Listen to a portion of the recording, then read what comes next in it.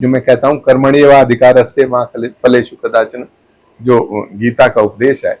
कई बार जहां हम लोग के थे आसपास आकर के मिसाइल्स टकरा के गिरती थी, जिसमें कि 40-50 कंट्रीज के जो पुलिस फोर्सेस थे तो सब लोग थे, सबसे इंटरेक्ट करने का मौका मिला। अपना एक यूनिक एक्सपीरियंस था। तो आपने कुछ शराब माफिया थे, उनके नेक्सस को तोड़ने के लिए आपने हॉर्स राइडिंग की थी। जो सिटी के अंदर ये धंधा चल रहा था, तो वो जब पहली बार गया तो मैंने देखा, तो फिर मैंने उसको वहां पे सही कह रहे हैं कि हॉर्स तो होते ही हमारे पास, तो हॉर्स पे बैठ के पूरा जाकर के उसका निरीक्षण किया, देखा। विद्यालय में पढ़ करके मैं कहता हूँ कि पेड़ के नीचे पढ़ करके, जब उत्तर प्रदेश की 8वीं, उस समय 8वीं में भी जिला बोर्ड हुआ करते थे जी, उसी स्कूल से पूरे जिले में मेरी सेकंड रैंक थी। हार्वर्ड यूनिवर्सिटी और सिंगापुर की जी NUS है, नेशनल यूनिवर्सिटी ऑफ सिंगापुर, बहुत ही फेमस यूनिवर्सिटीज हैं। वहां पर मुझे मास्टर इन पब्लिक मैनेजमेंट करने का अवसर मिला। मुझे पहली सर्विस टाटा टेल्को में मिली थी। उस समय सर्विस उसमें highest, one of the highest paying company थी टेल्को। बाकी TCS मुझे याद है उसमें 1200-1400 रुपए देती थी। टेल्को पर उस समय 4000 की सैलरी थी, जो मुझे फर्स्ट अपॉइंटमेंट मिला था।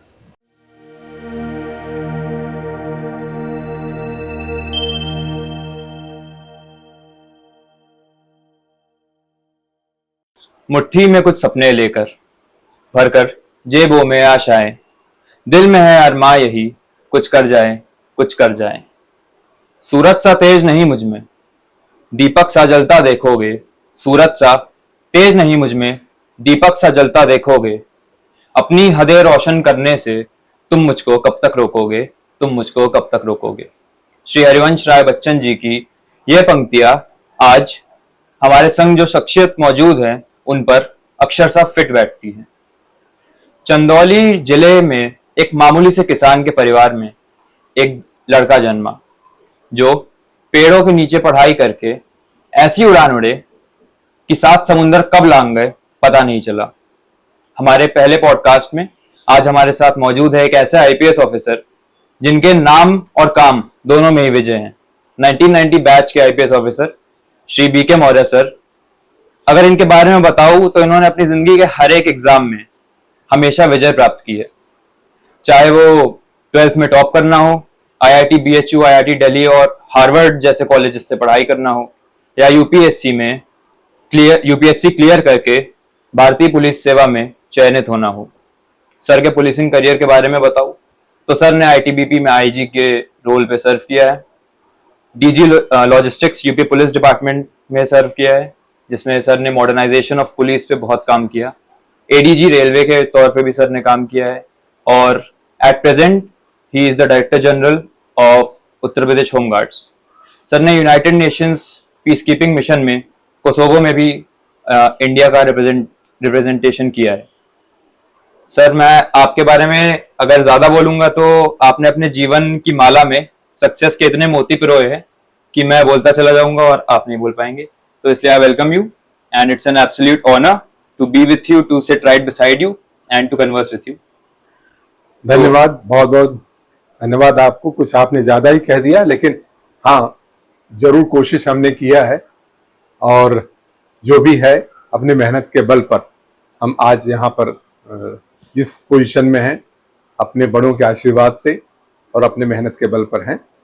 तो मुझे लगता है कि प्रयास करने से काफी चीजें अच्छी हो जाती हैं और जीवन में आगे बढ़ा जा सकता है। बिल्कुल सर।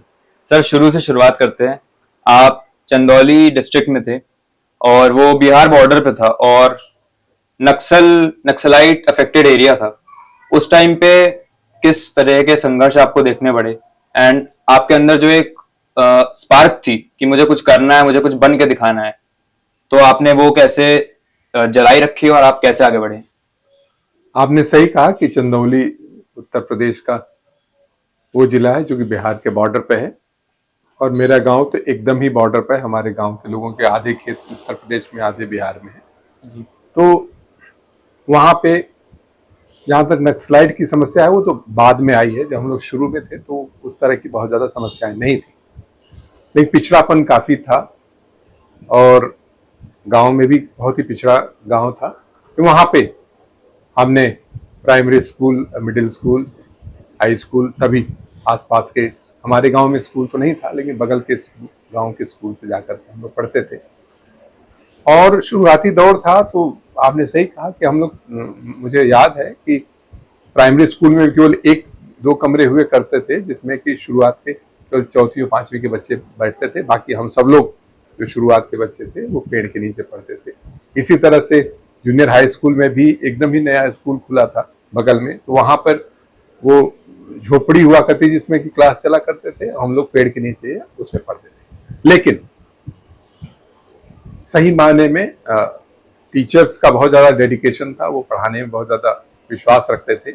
मैंने देखा कि जो प्रयास हमारे उस समय के अध्यापकों ने किया वो बहुत ज्यादा प्रशंसनीय था। और उन्हीं विद्यालय में पढ़ करके मैं कहता हूं कि पेड़ के नीचे पढ़ करके जब उत्तर प्रदेश की 8वीं, उस समय 8वीं में भी जिला बोर्ड हुआ करते थे जी। बनारस जिला हुआ करता था तब, जब मैं शुरुआत में पढ़ता था। चंदौली तो बाद में बना है। तो उस समय भी हमने उसी स्कूल से पूरे जिले में मेरी 2nd रैंक थी, तो उस समय से काफी प्रोत्साहन मुझे मिला। और उसके बाद हमारे फादर ने और बाकी सब लोगों ने काफी प्रोत्साहित किया आगे पढ़ने के लिए। तो लगातार पढ़ाई लिखाई करते रहे, मेहनत करते रहे और फिर आगे बढ़े। सर, आप शुरू से ही मेरिटोरियस रहे हैं और आप अगर चाहते तो आप बहुत इजीली बाहर जाके भी सेटल हो सकते थे या फिर आप कोई बहुत हाई पेइंग प्राइवेट जॉब में भी जा सकते थे। और आजकल के, मगर फिर भी आपने यहाँ वापस रहना चुना और यूपीएससी देना चुना। आजकल एक जो lack of sense of nationalism है आज की यूथ में, कि नेशनलिज्म खत्म होता जा रहा है एंड ब्रेन ड्रेन बहुत हो रहा है, तो आपने ऐसा क्यों चुना, आईपीएस क्यों चुना एंड इसको कैसे रोके हमसे? नहीं, देखिए, ये बात, आपकी बात में सहमत नहीं हूं कि आजकल का यूथ जो है ब्रेन ड्रेन पे विश्वास करता है और सारी चीजें हैं। मेरा अपना मानना, आज का यूथ बहुत इंटेलिजेंट है, हार्ड वर्किंग है, काफी मेहनत कर रहा है और केवल देश में नहीं, पूरे पूरे विदेश में भी और ग्लोबली वो बहुत अच्छा कर रहा है।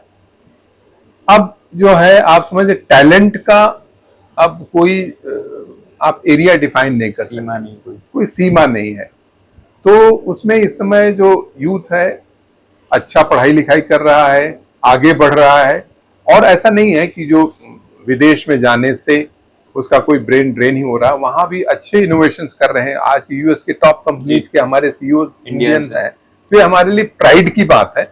और कुल मिलाकर के वो हमारे प्राइड को बढ़ाते हैं, देश का नाम पूरे विश्व में आगे करते हैं, और उसके साथ साथ फिर वो हमारी इकोनॉमी में भी बहुत सारे हम लोगों के लिए, सबके लिए प्रेरणा स्रोत होते हैं और अच्छा कर रहे हैं। तो ग्लोबल इकोनॉमी में सबका कंट्रीब्यूशन है, और जितना ही बड़ा जो टैलेंटेड व्यक्ति है, यदि जहां भी अच्छा करेगा उसका प्रभाव न केवल उस देश में पड़ेगा बल्कि इस देश में भी हर जगह पड़ेगा। जहां तक हम लोगों की बात थी, आपकी बात सही है कुछ हद तक कि आईआईटी बीएचयू, आईआईटी दिल्ली पढ़ने के बाद अब हर समय का एक रहता है। हम लोग ग्रामीण परिवेश से थे, तो एक मन में इच्छा थी कि हम ऐसे सर्विस चुने जिसमें कि उसका इम्पैक्ट ज्यादा हो, आम जनता के साथ जुड़ाव ज्यादा हो, उनकी सेवा ज्यादा अच्छी तरह से कर सकें और डायरेक्ट एक इम्पैक्ट हो। तो उस हिसाब से मैं समझता हूं कि सिविल सर्विसेज जो है एक बहुत बड़ा प्लेटफॉर्म देते हैं किसी व्यक्ति को एक अच्छा परफॉर्म करने के लिए, इम्पैक्टफुल काम करने के लिए। तो उस हिसाब से सिविल सर्विसेज में मैं अपीयर हुआ। हमारे घर के पेरेंट्स की भी बहुत इच्छा थी कि ऐसे सर्विसेज में जाए, क्योंकि उस समय आप समझ सकते हैं कि प्राइवेट सेक्टर भी था। मुझे मालूम है कि मुझे पहली सर्विस टाटा टेल्को में मिली थी। उस समय सर्विस, उसमें highest, one of the highest paying company थी टेल्को। बाकी टीसीएस मुझे याद है उसमें 1200-1400 रुपए देती थी। टेल्को पर उस समय 4000 की सैलरी थी जो मुझे फर्स्ट अपॉइंटमेंट मिला था। लेकिन उसको छोड़कर हम एमटेक करने चले गए, वहां से फिर सिविल सर्विस की तैयारी किया और फिर वहां आ गए। मैं बहुत ज्यादा सेटिस्फाई हूं अपने करियर से, क्योंकि हमें इस यहाँ पर बहुत ज्यादा काम करने का अवसर मिला, लोगों के साथ जुड़ने का अवसर मिला, लोगों की सहायता करने का अवसर मिला। ऐसे जो दबे कुचले लोग हैं जिनका की सुनवाई कम हो पाती है नॉर्मल शासन प्रशासन, उनके साथ भी जुड़ करके उनकी बातों को आगे रखने का अवसर मिला, उनकी सहायता करने का अवसर मिला। तो कुल मिलाकर के बहुत ही पुलिस का करियर बहुत सेटिस्फाइंग होता है। सर आप हार्वर्ड भी गए थे एंड आपने सिंगापुर में भी पढ़ाई की है, और आप यूपी के पहले ऐसे ऑफिसर थे जिनको हार्वर्ड ने बुलाया था मास्टर्स ऑफ पॉलिसी मैनेजमेंट के लिए। तो सर कैसी वो फीलिंग ऑफ अकम्प्लिशमेंट थी? हार्वर्ड यूनिवर्सिटी और सिंगापुर की जी NUS है, नेशनल यूनिवर्सिटी ऑफ सिंगापुर, बहुत ही फेमस यूनिवर्सिटीज है। वहां पर मुझे मास्टर इन पब्लिक मैनेजमेंट करने का अवसर मिला।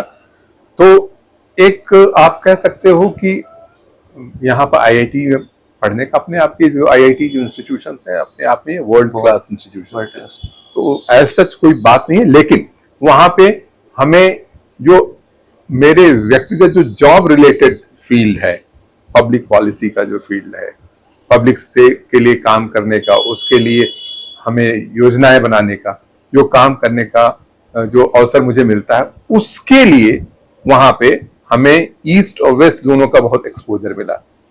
ईस्ट का जो सिंगापुर, जो कि आप एशियन कह सकते हैं countries, one of the most developed countries in the Asia, तो उसका एक अनुभव मिला। वहां के प्रोफेसर्स ने काफी हद तक ये पर्सपेक्टिव दिया हमें, और वेस्टर्न पर्सपेक्टिव हार्वर्ड से मिला। तो पॉलिसी मेकिंग में कैसे हम पीपल ओरिएंटेड पॉलिसी बनाएं, कैसे हम इफेक्टिव पॉलिसी बनाएं, किस तरह से हम ऐसा करें जिससे कि रिजल्ट बहुत अच्छे आए, तो इन संबंध में काफी समझने का, केस स्टडी समझने का, और कैसे फंक्शन करता है पूरा वर्ल्ड के बहुत सारे इंस्टीट्यूशंस, और किस तरह के पॉलिसीज, क्या किस तरह से बहुत सारे पॉलिसीज इंप्लीमेंट हुई, कई जो फेलियर वाली पॉलिसी थी वो क्यों फेल हुई, और जो बहुत अच्छी पॉलिसीज हैं क्यों आगे बढ़ रही हैं। तो बहुत सारे एलिमेंट्स उसको जानने का मुझे बहुत अच्छा अवसर मिला। सर फेलियर आपने बोला तो मुझे एक चीज याद आ गई कि आजकल जितना कंपटीशन है एंड जैसा माहौल चल रहा है, फेलियर से लोग बहुत डरते हैं एंड बहुत सारे इंसिडेंट्स बढ़ रहे हैं, सुसाइड के, डिप्रेशन के, छोटी छोटी चीजों। तो कैसे टैकल करना चाहिए यूथ को, और कैसे आप करते थे अगर कभी आपने फेस किया? नहीं, ये बात सही है कि देखिए सक्सेस और फेलियर जो है बहुत ही रिलेटिव से टर्म्स है, पार्ट ऑफ लाइफ है। फॉर एग्जाम्पल मैं बताना चाहूंगा सभी को कि कुछ चीजें तो फिक्स्ड हैं, जैसे सिविल सर्विसेज में 700-800 वैकेंसी होती है और कई लाख लोग उसमें अप्लाई करते हैं।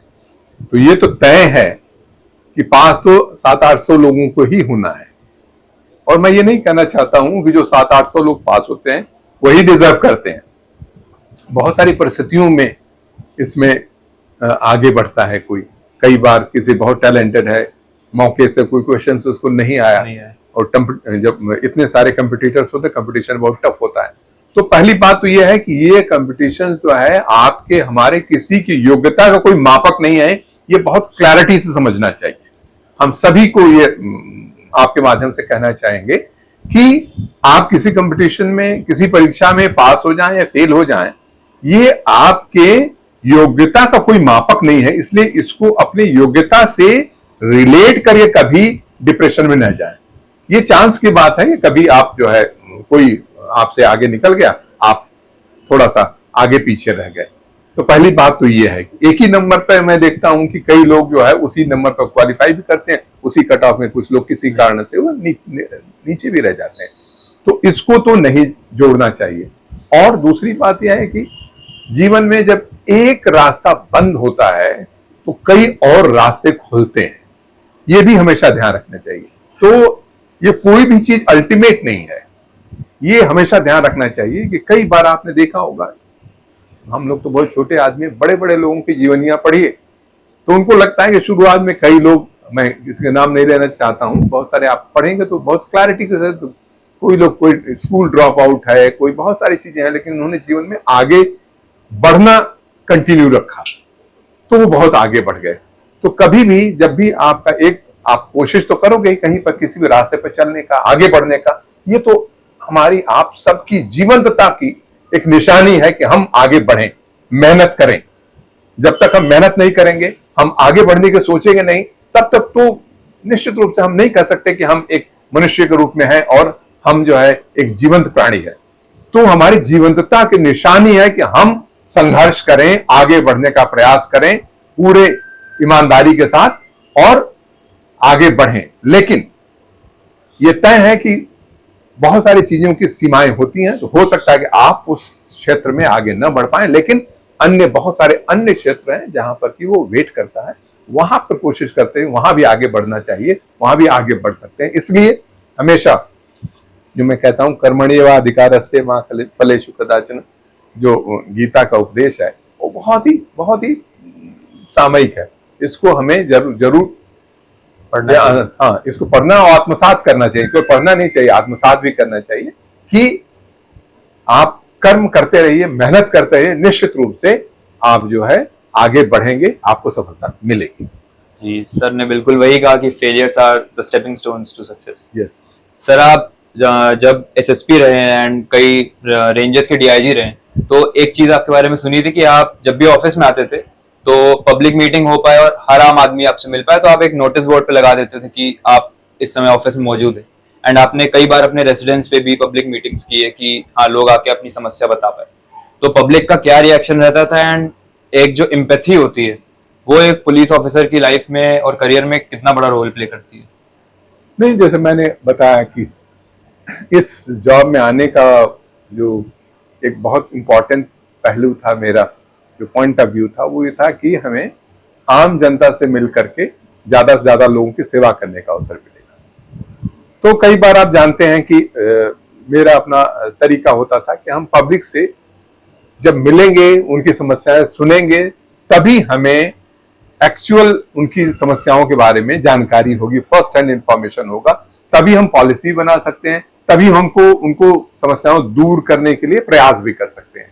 तो पब्लिक कंटैक्ट अविरल बना रहे, किसी तरह से उसमें सीमलेस पब्लिक कंटैक्ट बना रहे और आम आदमी को भी जिले में जहां पर मैं पोस्ट हूं as a DIG field officer जहां पोस्ट हूं, वहां पर लोगों को ये पता रहे कि किसी भी हाल में हम जो है अपनी बात यदि समस्या है तो उसका समाधान के लिए हम मिल सकते हैं। पहला तो स्टेपिंग स्टोन तो वही है ना, आप तक मिलोगे, जब समझोगे तभी तो समस्या का समाधान होगा। तो इसके लिए मैंने हमेशा प्रयास किया कि एक तो रेगुलरली ऑफिस में बैठ करके आम जनता से मिलने का कार्यक्रम रखा। आप जानते हैं पुलिस अधिकारी एक व्यस्त अधिकारी भी होता है, उसको वीआईपी ड्यूटी से लेकर के क्राइम सीन के विजिट से लेकर के बहुत सारी चीजें रहती थी। लेकिन मैं इंश्योर करता था कि यदि मैं कहीं बाहर भी हूँ ऑफिस से, तो ये वहां पर पब्लिक डिस्प्ले पर रहे कि मैं जो है अभी बाहर जा रहा हूं और इतने बजे से इतने बजे तक आ जाऊंगा, या इतने से बजे से इतने बजे तक हम रेजिडेंस में मिल लेंगे। तो जनता में रहता था कि वो आए हैं, अदरवाइज वो लर्च में रहते हैं ना, उनको समझ में नहीं आता, आए हैं, कोई मिल नहीं रहा कोई, तो उसके बाद वो उनको समझ में नहीं आता। तो वहाँ पब्लिक नोटिस पे या अपने पीआरओ को हम पूरा ब्रीफ करके जाते थे कि कोई आए तो उनको रोक लेना, उनको बता देना कि 4 घंटे बाद मिलेंगे। तो मैंने देखा था उससे बहुत सहूलियत रहती पब्लिक को, और मुझे भी बहुत सेटिस्फेक्शन रहता था कि कोई भी व्यक्ति छूटा नहीं है, जिसको कोई समस्या है हमारे तक जरूर वो पहुंचा सकता है। सर, एक बहुत इंटरेस्टिंग सा इंसिडेंट मैंने सुना था कि आप जब बरेली में एसएसपी थे तो आपने कुछ शराब माफिया थे, उनके नेक्सस को तोड़ने के लिए आपने हॉर्स राइडिंग की थी एंड उसके बाद उनको पकड़ा था। तो क्या था वो?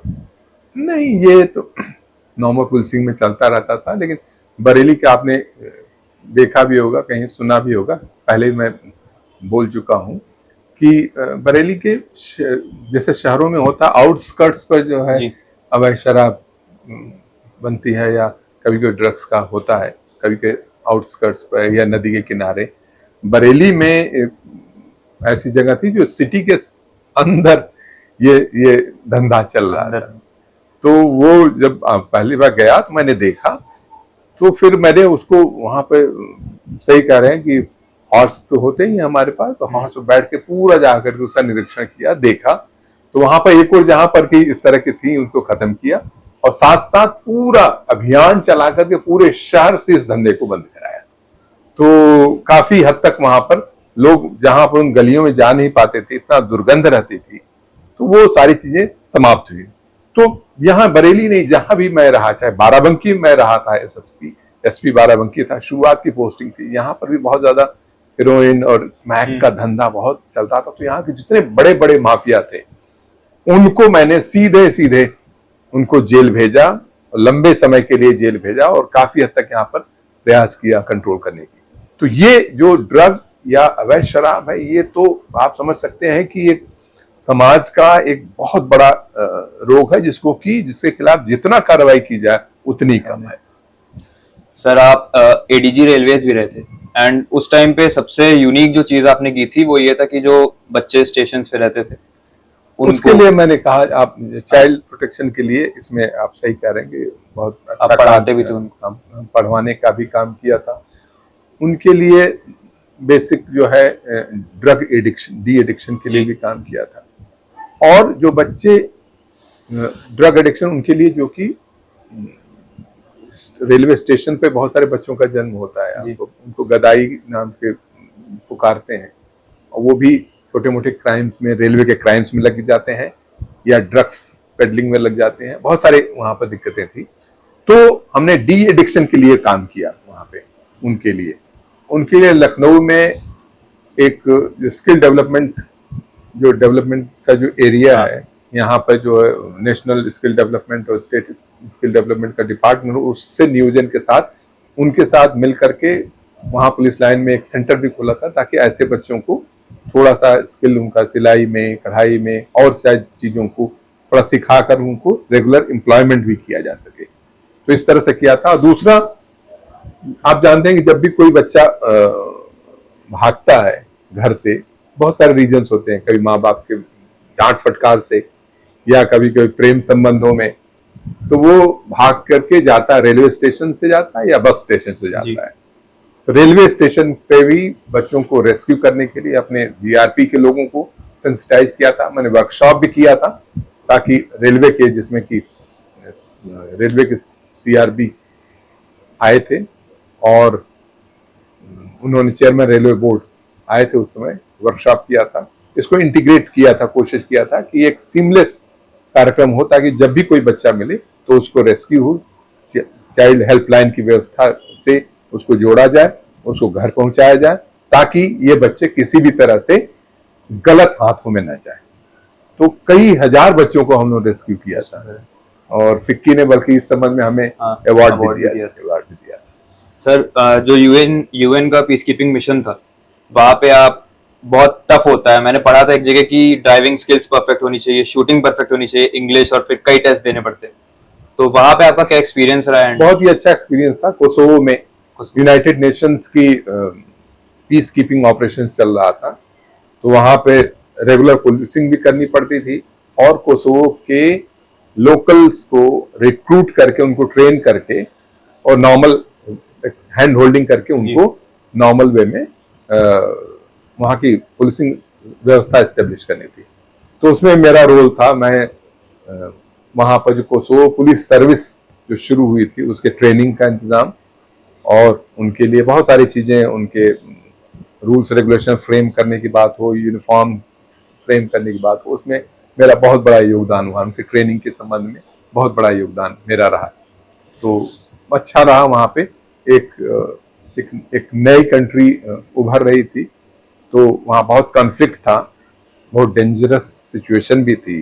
कई बार जहाँ हम लोग के थे, आसपास आकर के मिसाइल्स टकरा के गिरती थी, तो एक बहुत ही डिफिकल्ट सिचुएशन था। उसमें हम लोगों ने पीस कीपिंग ऑपरेशन के रूप में काम किया, जिसमें कि 40-50 कंट्रीज के जो पुलिस फोर्सेस थे, तो सब लोग थे, सबसे इंटरेक्ट करने का मौका मिला।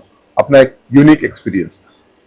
सर मतलब एक टाइम ऐसा था जब आपने आकाशवाणी पे सुना था कि आपने इंटरमीडिएट में टॉप किया है, एंड एक टाइम ऐसा आया जब आप पुलिस मॉडर्नाइजेशन पे काम किए।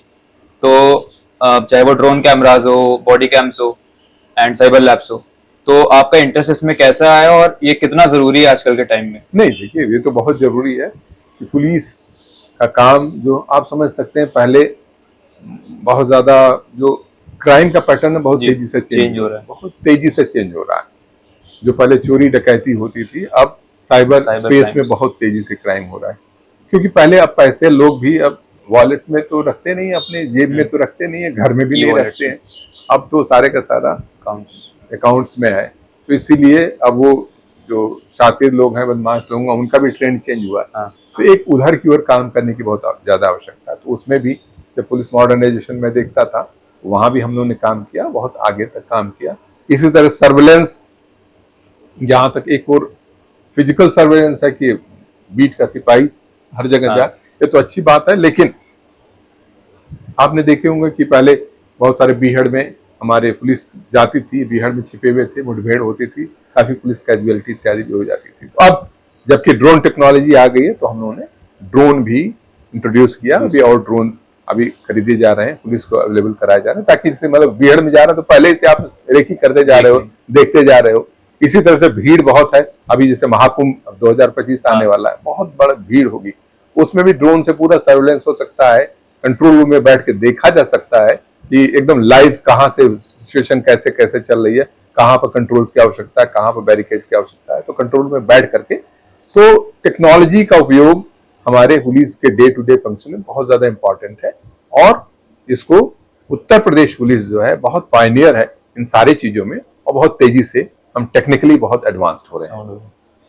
सर आईटीबीपी में जब आप आईजी थे तो उस टाइम पे जम्मू कश्मीर और एनडब्ल्यूएफपी में आपकी मेन पोस्टिंग्स रहती थी, तो वहाँ पे जो 370 था उस टाइम पे लगा था एंड अब हट चुका है, तो क्या फर्क पड़ता था एंड सिविलियंस में और जो ट्रूप्स रहते थे उनमें क्या माहौल रहता मैं था तो उस time पे? आईटीबीपी का जो चाइना बॉर्डर था वो देखता था, वहां पर इस तरह की बातें नहीं, नॉर्मल सिविलियन से हमारा कंटैक्ट कम था, तो हम लोग आर्मी के साथ मिल करके फ्रंट पे जो लेह लद्दाख वाला सेक्टर था और हिमाचल का सेक्टर था, मैं चंडीगढ़ में पोस्टेड था, तो नॉर्थ वेस्ट फ्रंटियर कहते हैं, तो वहां का पूरा मैं देखता था।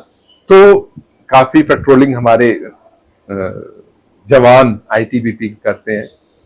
और आपको बता दूं कि मैंने जाकर के व्यक्तिगत रूप से देखा, वहां जा पोस्ट पे देखा है, एकदम पूरे बर्फ से ढकी हुई पहाड़ियों पे हमारे जवान, आईटीबीपी के जवान पूरे तन्मयता के साथ पूरे इत्मीनान से पेट्रोलिंग करते हैं। तो ऑक्सीजन की बहुत कमी होती है, बहुत सारी चीजों की, वहां पे पानी होता नहीं है, केवल बर्फ पिघलाकर पानी, तो बहुत ही डिफिकल्ट सिचुएशन होती है, लेकिन हमारे जवान पूरे मुस्तैदी से सीमाओं की सुरक्षा करते हैं।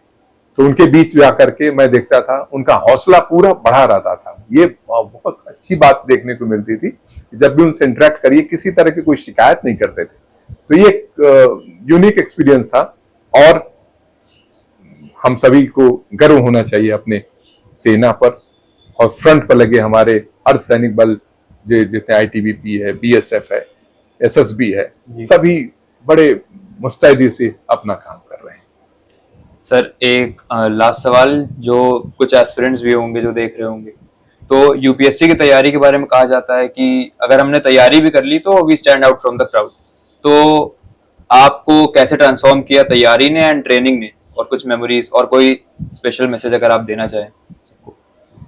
देखिए, मैं फिर से कहना चाहूंगा सभी एस्पिरेंट्स से कि निश्चित रूप से यदि आप एस्पायर कर रहे हो, प्रिपेयर कर रहे हो, तो डेफिनेटली आप एक ऐसे फील्ड में आगे बढ़ रहे हो जो कि आपको भविष्य में बहुत इनरिच करने वाली है, आपके करियर को पर्सनली आपको इनरिच करने वाली है। तो मेहनत से तैयारी करें और कोशिश करें कि आप इस एग्जाम को क्लियर करके आगे बढ़ें। आपको आने वाले समय में बहुत सारे इसमें चैलेंजिंग असाइनमेंट मिलेंगे, काम करने के लिए बहुत अच्छा रहेगा, पूरे देश के स्तर पर आपको काम करने का अवसर मिलेगा।